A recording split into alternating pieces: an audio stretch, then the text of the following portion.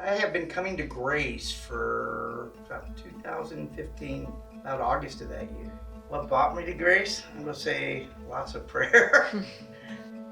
Well, my name's Frankie. I've been attending the Barberton Grace for probably about like 13, 14 months. And I accidentally, but on purpose, met Doug, Dwayne, RJ, and Joel all at the same time in the Common Threads kitchen when I didn't even know they had a Barberton campus. And because of that love and what God's done and shown me, I became a member of this church.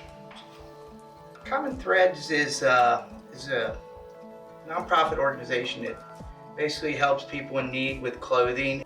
Grace kind of spearheaded. They do an every Saturday meal now through not only us but other churches are getting involved in the communities and doing it as well. So that's kind of exciting. We started out with 10, 15, 20 people tops. We did 87 people this past Saturday. So that just blows my mind when I stop and think about what God is doing, and it keeps growing. So my tie to Common Threads is a little different. So I was one of the people that Common Threads tries to find out in the community. I had turned my back on God and got lost in life and bad things and was living on the streets and just not doing well. And drugs was a part of that, big part of that. And right about all at the exact same time, I'd been going to Common Threads to get meals and to get clothes and stuff that I needed because I lived on the streets.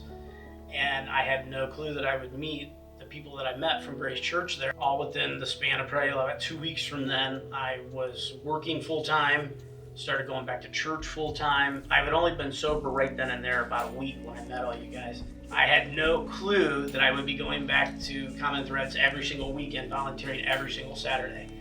I've seen people's lives changed a lot. I mean, just in by simple things, stuff that you wouldn't think would touch their hearts or anything. Like, for instance, we have one lady that came in and she said, I want you to pray for my brother. And she gave me the name and I prayed for her, and I didn't see her for like 3 or 4 months. She came back in and sat down. I said, hey, but how's your brother doing? I rattled off his name.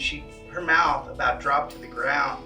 She's like, I can't believe you remembered that. I said, I remembered because I told you I'd pray and I care. And she comes regularly. I mean, I see her almost every week, every month that we're there. So, and she'll never forget that. Yeah. Because out on the street, like, people just don't care. I always tell them when nobody's listening, this is our mission field. I mean, you don't need to cross a border to spread the gospel of Jesus Christ. I mean, you just need a person that needs help. If you want to volunteer, this goes for any kind of volunteering. Something can be found that you can do to make a difference and clearly help. If you don't want to be in front of people or you're shy, that's fine. You don't have to be. There's a job for everyone. And it depends on your personality. If you're not a person that likes to be around a bunch of people, stuff to do in the back.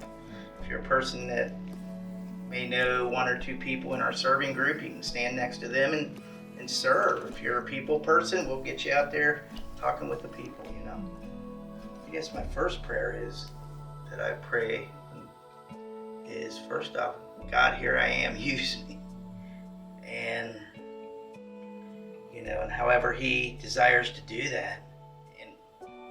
And I just pray that my other prayer is that God would just soften hearts to be able to receive the gospel, the good news of Jesus, that it falls on good ground, and planting that seed that we've talked about at church so often.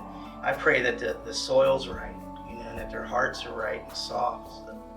One prayer request would be just pray God brings us souls.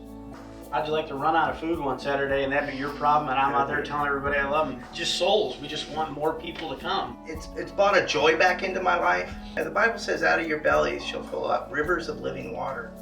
God has filled us with His love and His grace, and it's so nice to be able to take and give that out to somebody else. I'm a firm believer that if we don't let that come out and lavish it on other people, that we become stagnant, stinky water. And it brings death into our own lives. And for me, this is a way of life-giving for me. As we give, God constantly gives us back. Every Saturday I go there and I come home a little happier, a little more laughter, a little more whatever, but I'm just more full than I was when I went there. It's a never ceasing reminder of how far God's brought me and how far God can bring other people.